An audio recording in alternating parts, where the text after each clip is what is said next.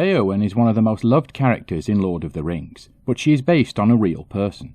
Eowyn is based on a 9th century Anglo-Saxon warrior queen known for her bravery and skill in wars with the Vikings, and appropriately for a queen who inspired Tolkien, she even named her daughter after an elf. Today we will learn about Aethelflaed, the warrior queen who crushed the Vikings, revived Anglo-Saxon cultural life, and helped inspire one of Tolkien's greatest characters.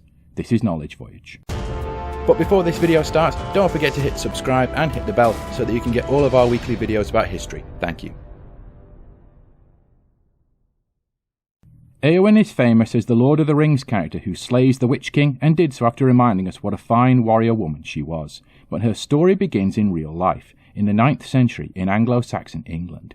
At that time, England was desperately fighting a war against waves of Viking attackers. Not quite orcs, but still pretty fierce in battle. The Anglo-Saxon resistance was led by King Alfred, and he had a young daughter named Aethelflaed. Aethelflaed's name literally translates as flood of nobility. The young princess would have watched her father's war preparations, attended his diplomatic meetings, and learned all the skills of a ruler. This would serve her well in adult life. Aethelflaed was married to a Saxon prince named Ethelred. They only had one child together, a daughter named Eowyn, which in the Saxon language means friend of the elves.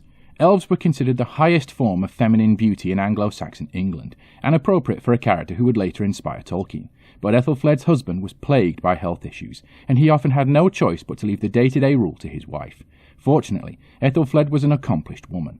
Shortly after her father's death, her cousin Aethelwald turned traitor. He was jealous that the crown had passed to Edward, Aethelflaed's brother, and the traitor had a familiar group of people backing him up.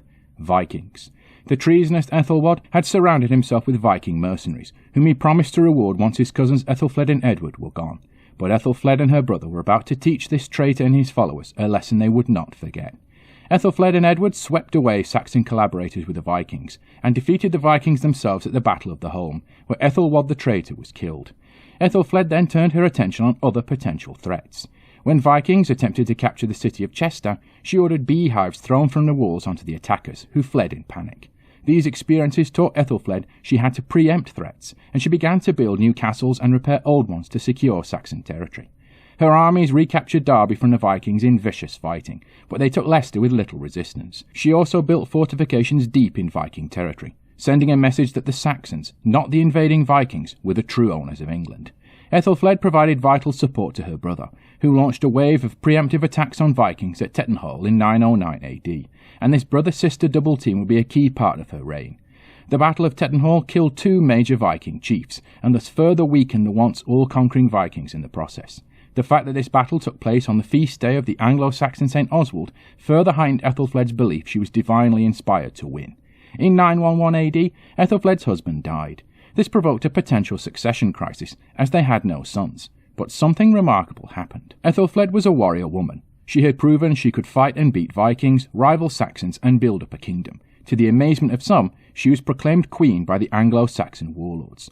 For a woman to succeed and be respected as a warrior in what was very much a man's world speaks volumes about her skill and leadership. Aethelflaed would spend the rest of her life sponsoring the rebuilding of churches destroyed by the Viking Wars. She became known as a just and wise ruler, now affectionately called Lady of the Mercians. She became the subject of poems and songs, until her peaceful death in 918 AD.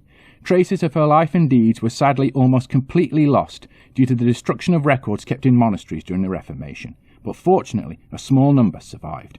And in the 1920s, an aspiring fantasy author named J.R.R. Tolkien came across one of these records as he researched Anglo-Saxon history for his new book, The Lord of the Rings. His character Eowyn is based on Aethelflaed. Like Aethelflaed, Eowyn is a royal young woman in a time of war, chaos, and treachery. Like Aethelflaed, Eowyn is a friend of the elves, but through courage and determination, she joins the men in battle and plays a key role in defeating evil. When it comes to Eowyn, Aethelflaed would certainly be proud. Aethelflaed is remembered as a wise and brave queen, and thanks to Tolkien, millions have seen a glimpse of this magnificent Lady of the Mercians who inspired Lord of the Rings. Thanks for watching everyone, don't forget to like, share and subscribe. Thank you.